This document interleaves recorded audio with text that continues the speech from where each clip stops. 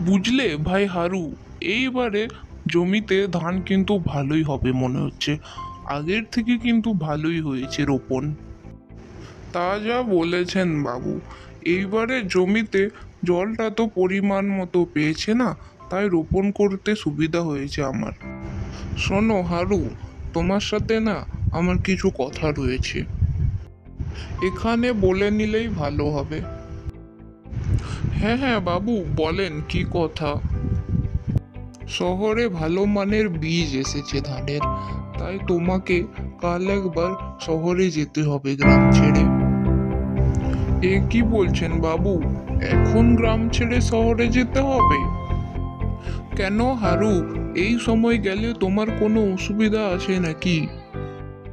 আসলে বাবু, বাড়িতে বউ আর একটা ছোট ভাগ্নি রয়েছে, তাদেরকে ছেড়ে আমি গ্রামের বাইরে কিভাবে যাব? কিন্তু হারু, তুমি না গেলে আমার চাষের অনেক বড় ক্ষতি হয়ে যাবে।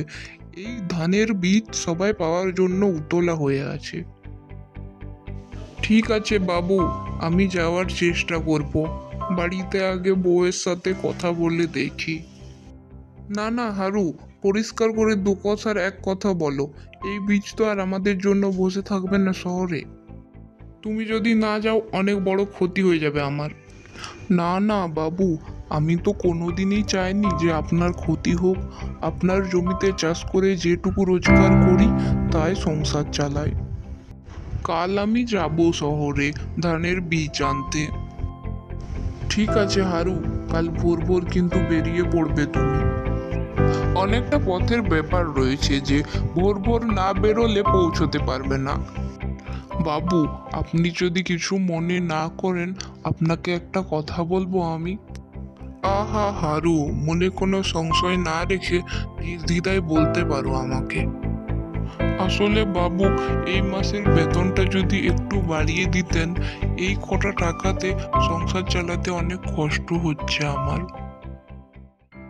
ঠিক আছে হারু, আগে শহর থেকে বীজ তো আনো, তারপরে দেখা যায় কি করছি আমি তোমার ব্যাপারে। হ্যাঁ বাবু, একটু ভেবে দেখবেন।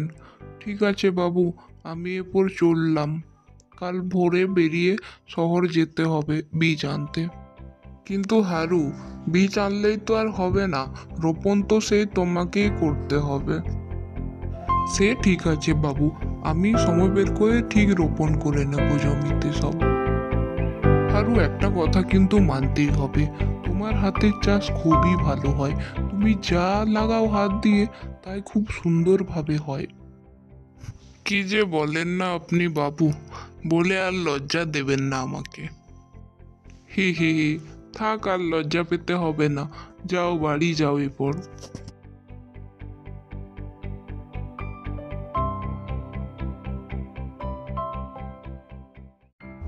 বুঝলে গিন্নি, কাল না আমাকে শহরের একবার বাইরে যেতে হবে।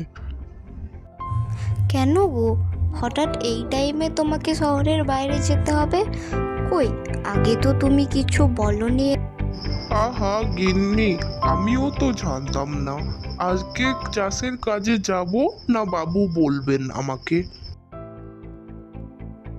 বলছি হ্যাঁ গো, এখন কি জন্য তোমাকে শহরের বাইরে যেতে হবে? কোনো কি বিশেষ কাজ রয়েছে নাকি?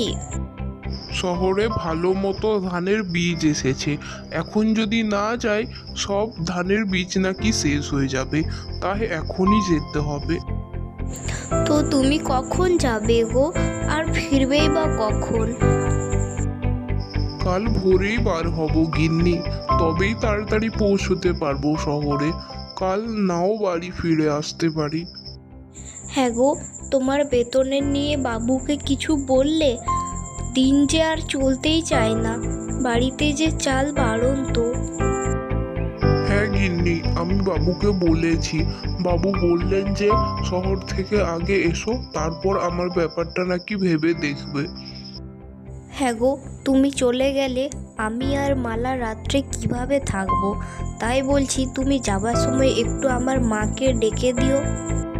ঠিক আছে গিন্নি, তাই বরং করব।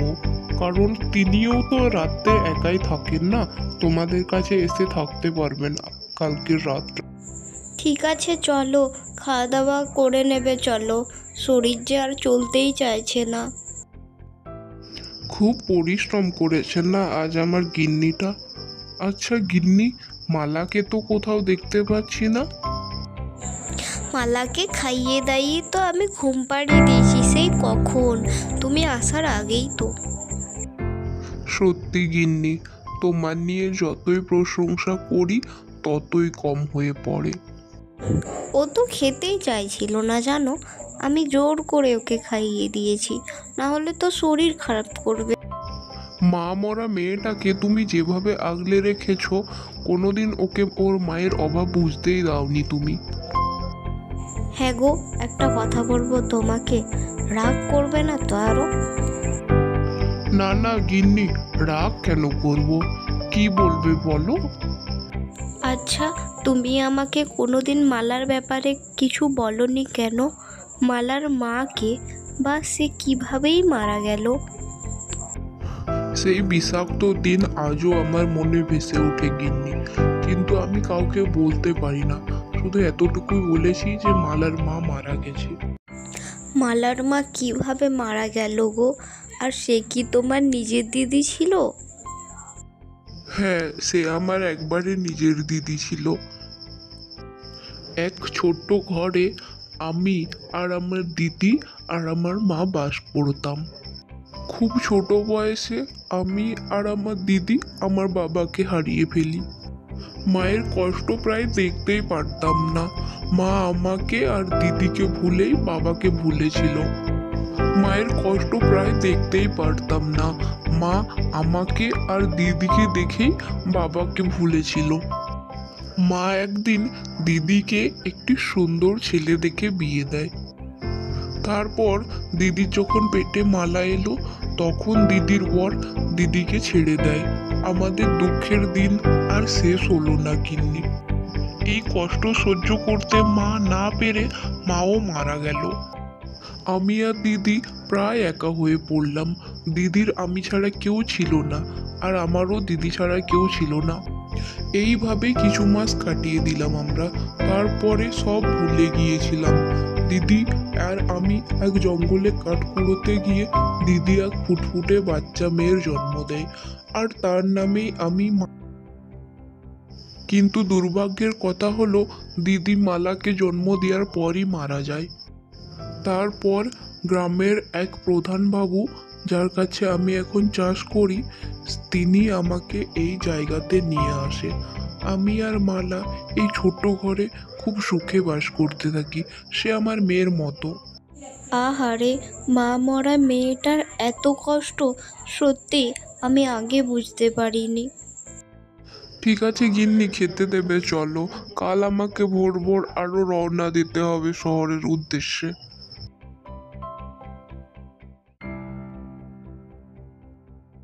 ঠিক আছে গিন্নি আর মালা, আমি চললাম। তোমরা সাবধানে থাকবে, আমার সময় হয়ে গেছে যাওয়ার। কখন ফিরে আসবে মামা তুমি? তুমি তো জানো মামা, আমি তোমাকে ছাড়া একটুও থাকতে পারি না।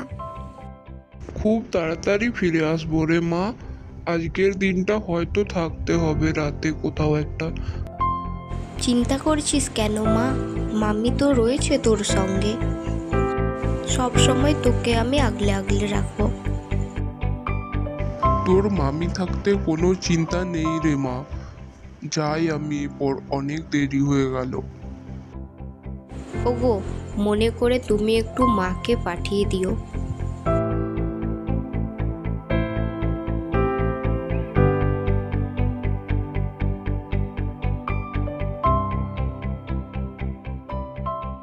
মা, মা বাড়িতে আছেন আপনি? ও মা, জামাই বাবা জীবন যে, কোথায় যাচ্ছ বাবা তুমি? মা, আমি একটু শহরে যাচ্ছি কাজে। আপনার মেয়ে আর ভাগ্নি বাড়িতে একা আছে। আপনি যান, যে একটু দেখবেন ওদেরকে। আপনিও তো একা এখানে। ঠিক আছে বাবা জীবন, চলো ভেতরে, একটু জল পান করো। না না মা, আমি কিছু খাবো না, আমি আসছি, আমার অনেক দেরি হয়ে গেছে।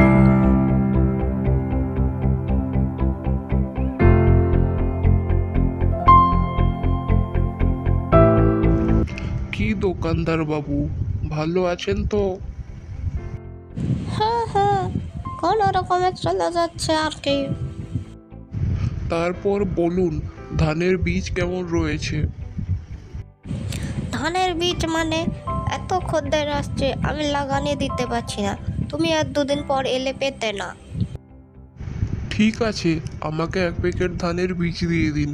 বাবু তো টাকার হিসেবটা বুঝে নেবে আপনার সাথে পরে। পটলা, পটলা, 1 প্যাকেট ধানের বীজ দিয়ে যা এখানে।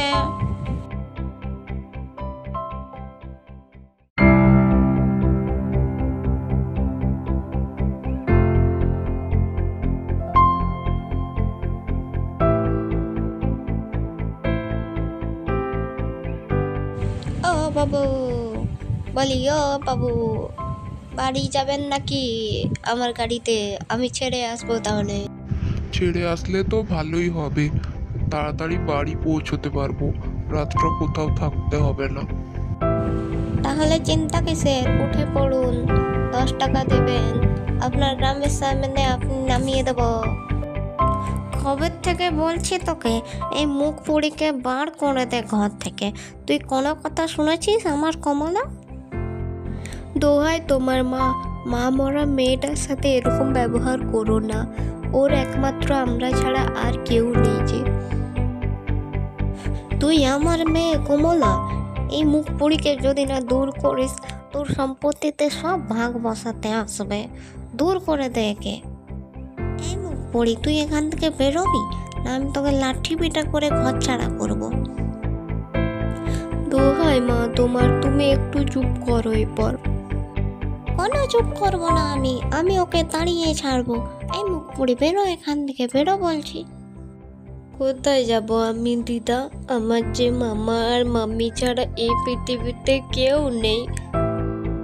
জন্মের পর তো মাকে খেয়েছিস, নিজে মরতে পারলি না? যা, বেরিয়ে যা এখান থেকে, দূর হত ছাড়ি। ও বেরোবে না বাড়ি থেকে, আপনি বেরোবেন বাড়ি থেকে। দুষ্টু ডাইনি কোথাকার, দুষ্টু ডাইনি বুড়ি, তোকে আজকে আমি মেরেই ফেলবো। তুই আমার ভাগ্নিকে তাড়াবি? আহা বাবা জীবন, এত চোটে কেন যাচ্ছ? আমি তো মজা করছিলাম ওর সাথে, ও তো আমার নাতনি হয় সম্পর্কে। থাক, খবরদার বলে দিচ্ছি, আর একটাও মিথ্যে কথা বলবেন না। আমি খুব ভালো করে জানি কোনটা মজা আর কোনটা সাজা। দরজার আড়ালে আমি সব কথা শুনেছি আপনাদের। ও গো দোহাই তোমার, তুমি মাকে ক্ষমা করে দাও। কোনোদিন আর এরকম আমার মা করবে না, কথা দিচ্ছি তোমাকে। ক্ষমা করে দাও বাবা জীবন, আমার মস্ত বড় ভুল হয়ে গেছে। কখনো আমি আর এরকম করব না, কথা দিচ্ছি তোমাকে আমি। তোমার মা বলে গিন্নি আমি একে ক্ষমা করে দিলাম, না হলে দেখিয়ে দিতাম।